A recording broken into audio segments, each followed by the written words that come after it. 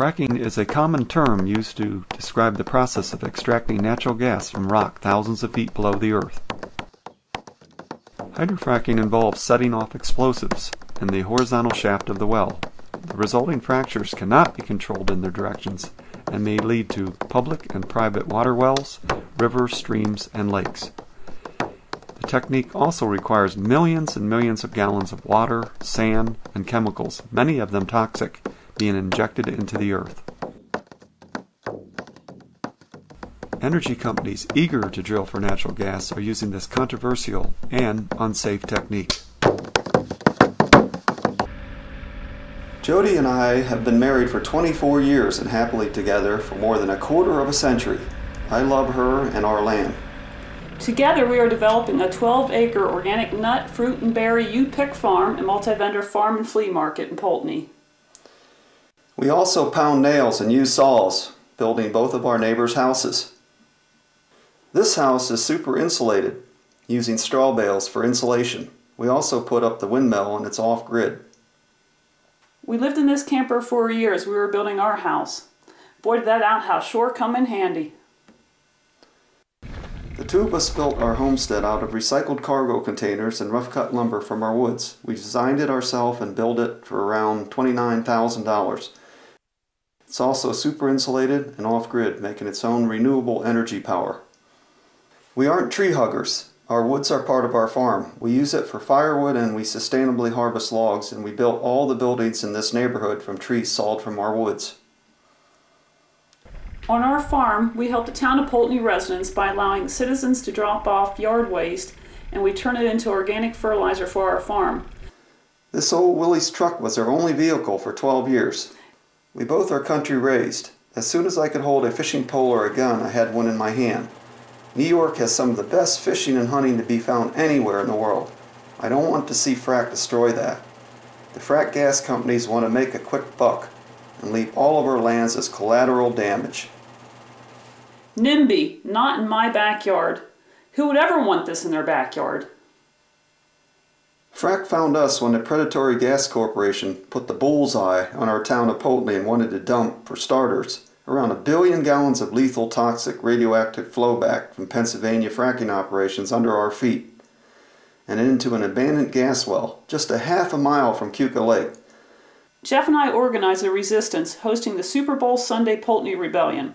About 3 weeks later, we won. As a result of making our first movie, All Fracked Up, Pennsylvania Homeland Security classified us as terrorists. And the worst thing we've ever done was to get a speeding ticket. Come on. Jeff and Jody, two of the 40,000 and growing New York anti-frack activists, organized the Super Bowl Sunday Poultney Rebellion, stopping a proposed deep injection well. They also filmed 2 documentaries about the dangers of frack. In addition, Jeff and Jody hosted New York No Frack Summit, Epic No Frack Event, the largest anti-frack event in U.S. history, and Camp Off, which was a weekend full of nonviolent direct action training. Please consider helping Jeff and Jody with a donation, as well as anti-frack groups in your area. Thank you. For the last year and a half, we had worked ceaselessly to stop the invasion of the frack army. It has been an epic struggle. To learn more about previous frack events, please go to shaleshockmedia.org, the world's largest anti-frack video archive.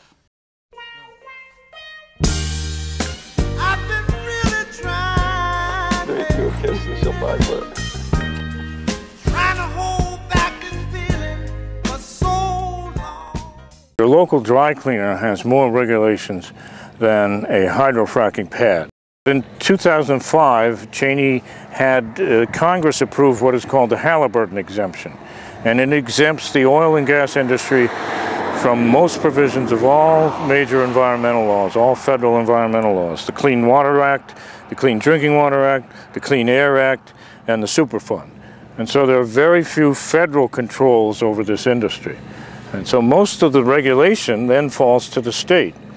What we've seen in Pennsylvania is that no state is properly equipped, does not have the right regulations, and that's part of the problem that we have in New York State. We do not need to turn the Finger Lakes into Texas. We need to learn from all the mistakes and all the damage and all the tragedy that this industry has caused recently in the Gulf, but in Colorado and Wyoming, fracking has ruined people's lives and ruined water supplies.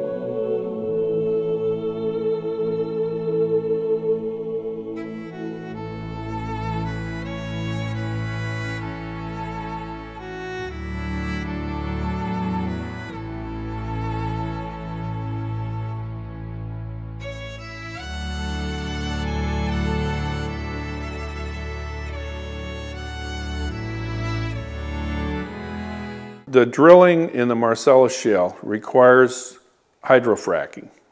Now what you hear about in the newspaper is, well, they pump water down there and they fracture the rock. That's not true.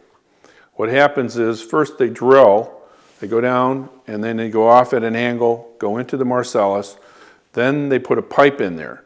Then they pour concrete in there to seal around the pipe. Then they put shape charges in there. Shape charges are the kinds of things they use to blow up tanks in Iraq. Then they blow off those shape charges, which blow holes in the concrete, the metal pipe, and fracture the rock vertically.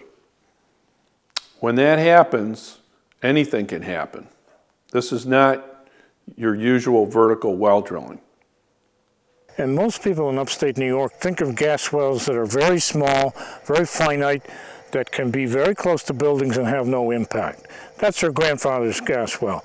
This is so far from that as to be in an entirely different league. There's 5 to 10 acres cleared, there's huge rigs. This is an industrial operation that dwarfs the old gas wells that we're used to. There's never been horizontal hydraulic fracturing in New York State. There's been some very limited vertical fracking, but that's 80,000 gallons compared to 8 million gallons. That's like your neighbor asking if he can park his car in your driveway and you come back and there's 200 cars there.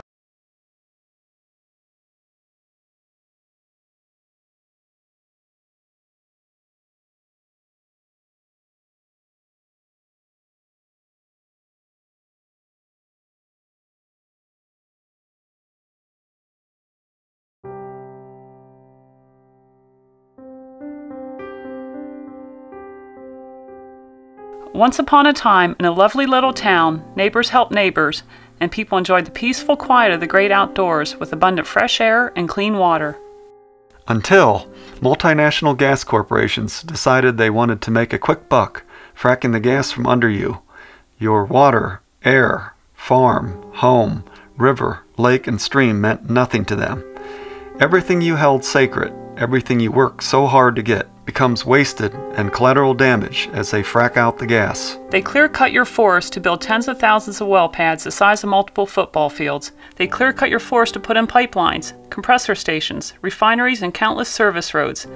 They will be drilling 24/7. Habitat fragmentation, water and wetland pollution, air pollution and noise. And very, very high traffic volumes tearing up your roads. Big trucks eat little cars.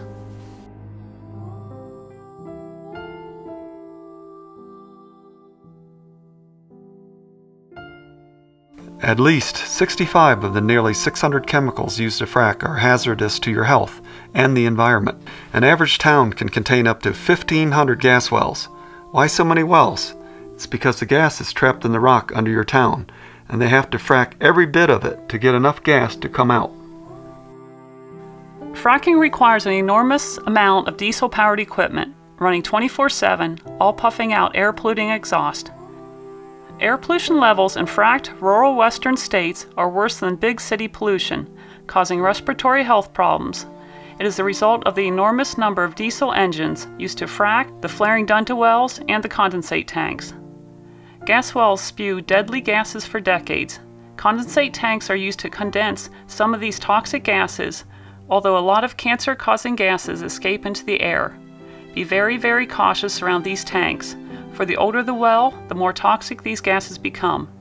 Fracked gas is not clean and green.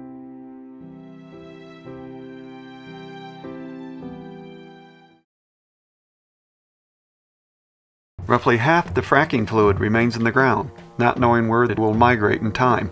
The other half gets regurgitated up out of the earth. It is called flowback fluid, and it is very, very toxic with radioactive minerals like radium-226 and uranium, along with dangerous health-destroying heavy metals, an Armageddon of toxic fracking chemicals, and lots of salty brine. The gas corporations claim they recycle it, but it's way too expensive to properly treat and dispose of all the fracking waste. So what do they do with the millions, even billions of gallons of frack fluid waste?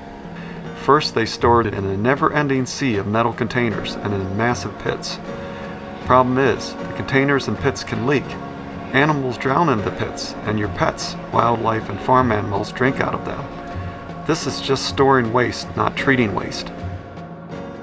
Second, gas corporations claim they recycle, when in fact most of the frack fluids belched up from Pennsylvania fracking operations ended up being run through municipal sewage treatment plants. These plants are designed to treat sewage. They are not equipped to treat all the toxic cancer-causing chemicals, radioactive minerals, toxic metals, and salty brine. Downstream, countless homeowners, towns, and cities then pull these toxins and raw sewage out of the river and into your drinking water supply. Many of the frack chemicals are toxic. Some will cause cancer if in your water in parts per billion. At that level, you won't even taste them. But I would like to get to something. I would like to get to the wastewater issue. Brine wastewater from oil and gas operations is going to area sewers, sewage treatment facilities, and to, quote, good treatment facilities, where it's being treated or not treated or just diluted and put right into our surface water sources. We found serious public health problems from these treatment facilities, including the one that's supposed to be a brine treatment facility that's supposed to properly treat it. In fact, it was worse than the sewage treatment plants. But you probably hear the DEP saying we're taking this all to treatment facilities where it's being treated. Well, I'll show you what this treatment facility is. I'll show you right now. They're a bunch of liars. It's the only way to say it. It's all political spin. Here's the truth. This is coming